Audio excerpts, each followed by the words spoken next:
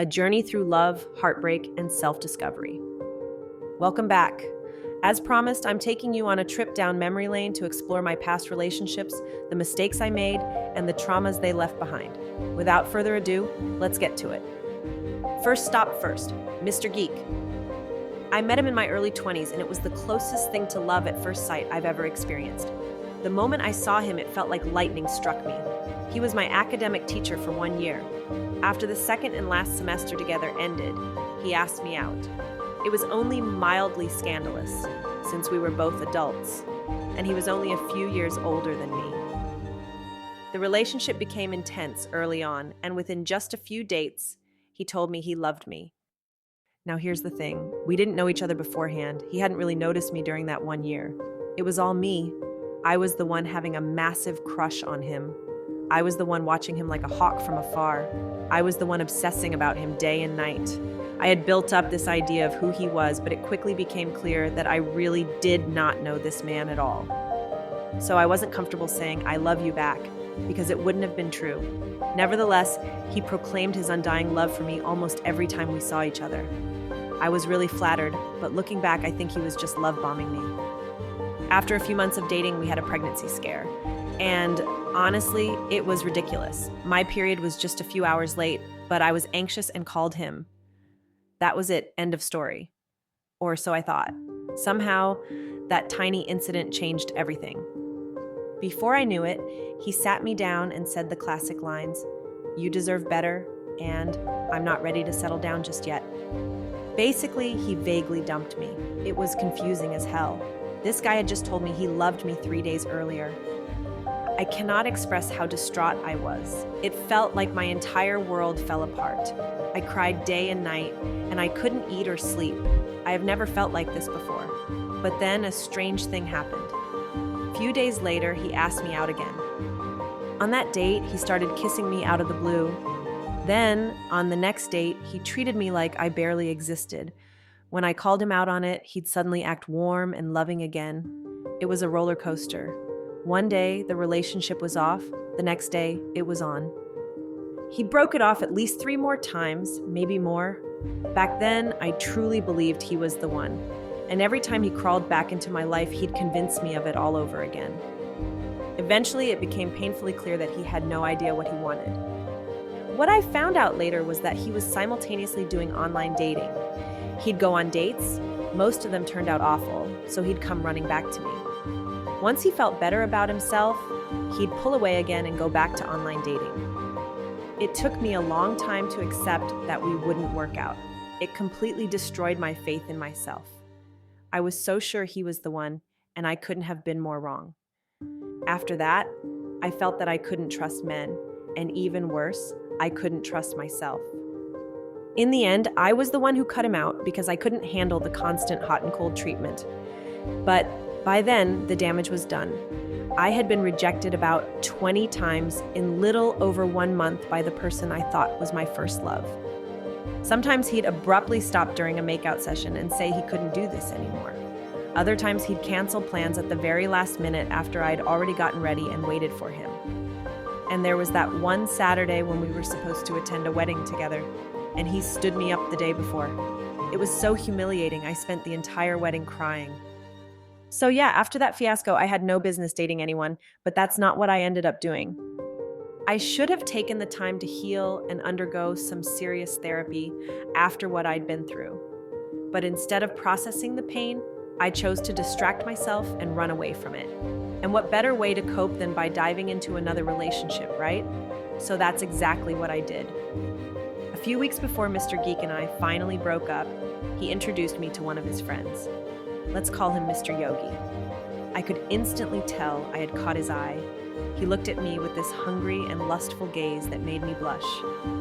Somehow, I managed to find his email address, and right after ending things with Mr. Geek, I rushed to ask Mr. Yogi out. And honestly, what better way to stick it to someone who broke your heart than by dating his friend? Mr. Geek had a full-blown meltdown when he found out, and I got a kick out of it. Our first date was absolutely electric. It lasted like 6 hours, and we even kissed at the end of it. But then something strange happened, something I wasn't used to back then. He didn't contact me for a few days after that date. At the time, it felt like an eternity. I had gone from a tumultuous relationship with Mr. Geek to something that wasn't even a relationship. It was a situationship, and Mr. Yogi was the epitome of an OG F-boy. Back then, I had no idea this existed. Keep in mind, I was in my early 20s, super inexperienced with people and incredibly naive. I assumed everyone was like me, that people were looking for love, connection, and genuine relationships. I couldn't have been more wrong. On our second date, Mr. Yogi took me to his place and tried to take things further. Nothing happened, of course, but I was left feeling super confused. He was really brazen and wouldn't take no for an answer. It got pretty ugly. Unfortunately, despite all these red flags, I continued seeing him. He pursued me just enough to keep me hooked. He'd show up when it pleased him and leave when it suited him. He didn't promise anything. He didn't offer anything. He didn't bring anything to the table. He just kept taking, using me to fulfill his own needs. The chemistry between us was undeniable, and eventually I gave in to my desires. But he was incredibly selfish and self-centered, giving nothing of himself. He would regularly ditch me, ghost me, or dump me whenever something or someone else caught his attention. And when things didn't work out with the other person, he'd crawl back into my life. Sooner or later, I'd always cave in and take him back. This toxic cycle went on for 2 years of my life. Whatever self-respect I still had, I lost it. Eventually, he dumped me. Fun fact, the girlfriend he left me for got a completely different version of him. He tried really hard for her, was generous with her, showered her with gifts, and even wanted to marry her. But she ended up cheating on him and discarding him. Not gonna lie, I took some comfort in this turn of events. I'm no longer in contact with him, though I stayed in touch for years after we broke up. He went through women like other people go through Kleenex. Last I heard, he was dating a married polyamorous woman. Thankfully, he's permanently out of my life now. It took me a decade to realize this garbage person brought absolutely nothing of value to my life, and I finally blocked him. Shortly after Mr. Yogi, I ventured into online dating and met Mr. Protein Shake. Again, I had absolutely no business dating this guy. I had just come out of a toxic 2-year dynamic, and what I should have done was focus on self-healing and seek professional help. But instead, I chose distraction. I threw myself into online dating and ended up meeting Mr. Protein Shake. He was tall, handsome, gregarious, and owned a small business. At first, I thought I'd struck gold. I believed I'd found someone who wanted to build a real relationship with me. But very early on, it became clear that he just wasn't that into me. What happened between us to this day is mind-boggling. On our third date, out of the blue, this guy tells me that I'm not proportional. Yeah, apparently my proportions weren't ideal. In other words, I had a big hip area in comparison to the boob area, or as he so kindly implied, a big ass. Well, I'm not going to show you my ass, so you'll just have to take my word for it. It's fantastic. Phenomenal, really. I'm 176 centimeters tall, that's 5'9", and I've always weighed around 56 kilograms, 123 pounds. Even when I've gained a few kilos, I've never been more than 60 kilograms. And yet on date number 3, this dude felt compelled to point out my physical imperfections. He was diplomatic about it in the beginning. But that theme carried throughout our relationship, and the criticism only intensified. Over the next 3 years, I endured, or rather agreed to endure, constant criticism about my appearance. He often told me I wasn't attractive enough. He would pick fights over my outfits, forcing me to change if he didn't approve. If I refused, the entire evening would be ruined. He also rejected me in bed. Our sex life was on life support.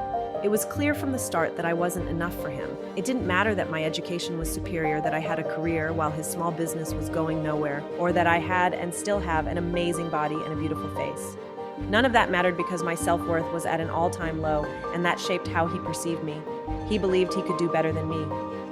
I caught him using dating apps while we were together. Throughout our relationship, he was always on the lookout for someone else. I felt like I was in constant competition with other women. He would make plans with female colleagues and even exchange numbers with a woman he had just met. They texted and hung out twice.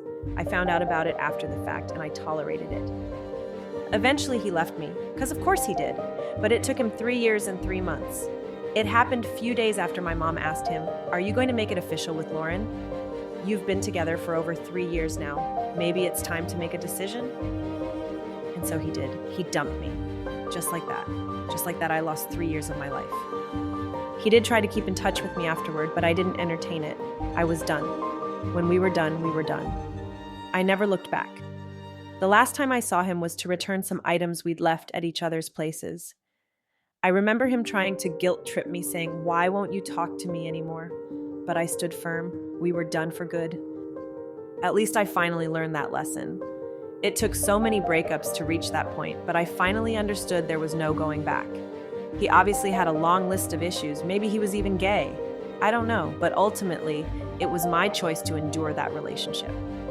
I could have walked away after date number 3 when he revealed such a massive red flag. But when your self-esteem is in the gutter, you don't protect yourself. Instead, you try to change yourself to please the other person. That's exactly what I did. I starved myself, worked out obsessively. I read many books on how to lose weight and even listened to slimming hypnosis tapes. It was absurd. I had no fat to lose. The body type he wanted was basically anorexic. Sometimes when he wasn't looking, I would sneak a snack in the middle of the night like a little raccoon. It was ridiculous. One of the saddest parts of this relationship, and I'm embarrassed to admit this, is that in 3 years together, this man never once told me he loved me. And for some reason, I normalized it. Why? Because my self-esteem was in a dumpster. I didn't think I was worthy of love. This negative spiral took away some of the best years of my life. In every relationship, I gave so much and got little to nothing in return. I played the role of a wife, cooking, hosting, taking care of them, pleasing them, without ever clearly communicating my needs or expectations. What I understand now is that loving a man, giving everything to him, and going the extra mile to meet his needs might make it harder for him to leave, but it won't guarantee that he'll love you back. All it does is ensure he might waste more of your time before he eventually leaves. This video is about so much more than not giving second chances.